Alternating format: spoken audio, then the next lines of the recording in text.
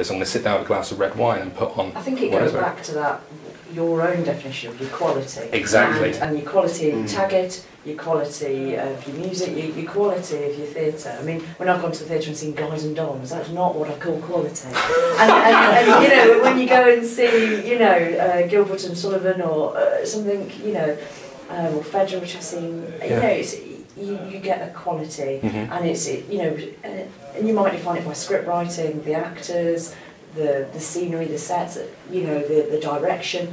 And you might define Taggart as your, you know, the script in that, the plot, the content. It's actually not my quality, that it's more professional because I'm writing who done it. Well, it's you know, it's really, yeah, but whatever the experience you get from it. Yeah, sure. Quality. It's like an atmosphere. Yeah. I imagine watching Taggart in the evenings, it's a similar atmosphere, whereas if you go to the theatre to watch different plays, it's a varied atmosphere. Well, this is very interesting actually, because this links back to something I was thinking from your talk. So the part of this whole thing, Phil Campbell was saying about you know, mass distribution, Pirate Bay, and Where's Seen, and all this sort of thing. The problem is that then turns content into a commodity.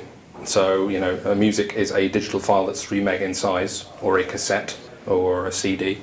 A video is a DVD, and these become things, you know, and the quality disappears. It's just a commodity now. There's no respect for it, other than I consume, I consume, I consume. I have this desire to be entertained and to consume, and I must feed that desire to be entertained, consumed through every way possible, through free, cheap media. It's almost like a drug, you know, the media drug. And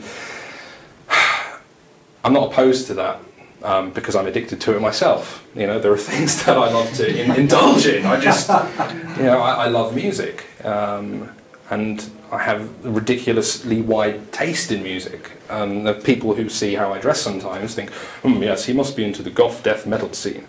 No, not actually at all. I used to listen to death metal when I was a teenager, but I will listen to anything from, you know, hip hop to soul to funk now.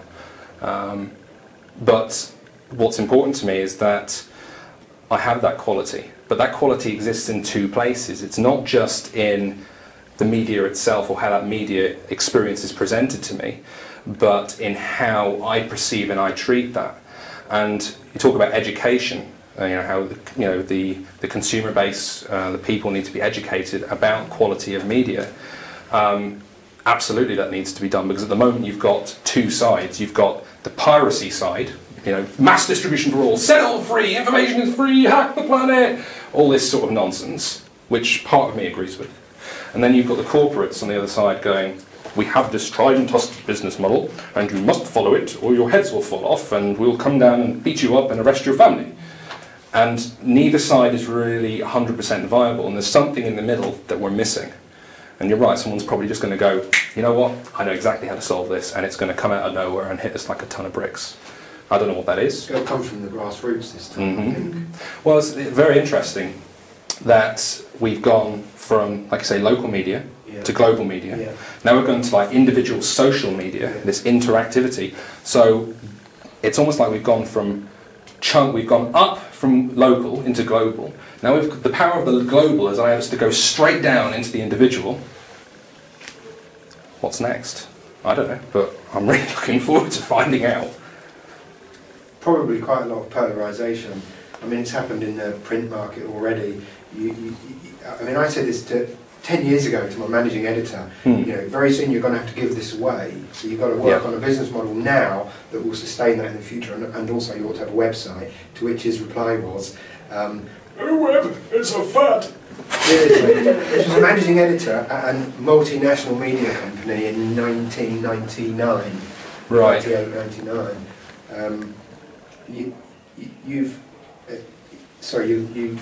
I've lost my track. No, it's all right. And down.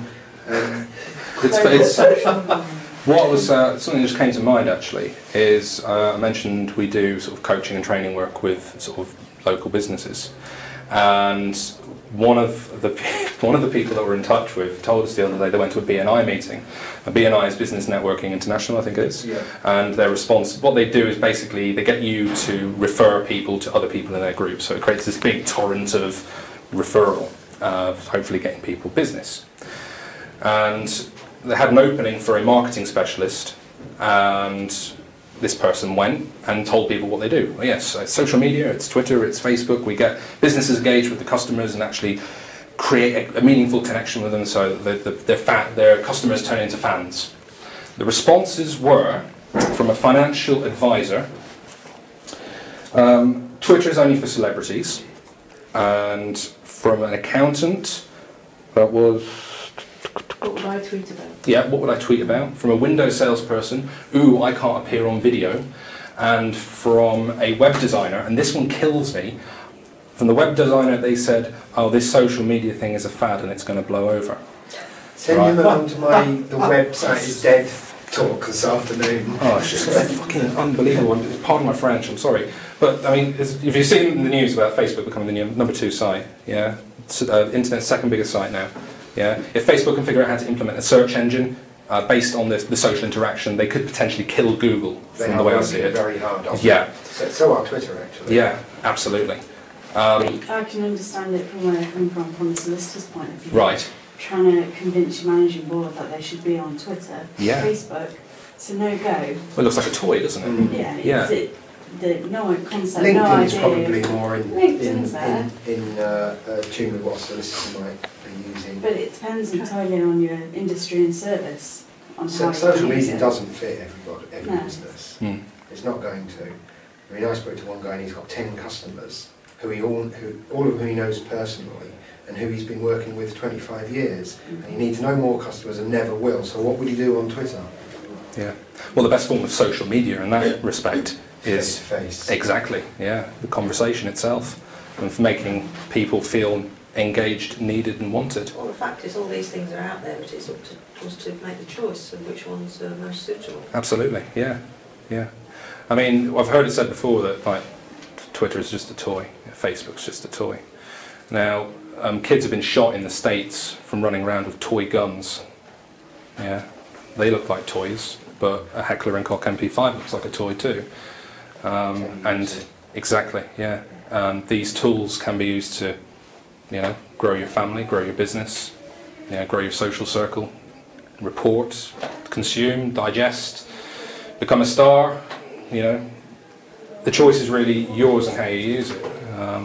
And this isn't how this talk was actually supposed to go at all. But actually, I'm quite pleased with how it's gone. See, actually, you should have done what I did and not Yeah. prepared anything. Oh. Because then you wouldn't have been disappointed about doing all that work for nothing. That's great. Well, you see, the great thing is, the secret is that actually we did 10 minutes planning at about 10 to 2 this morning, and then about half an hour on the tram.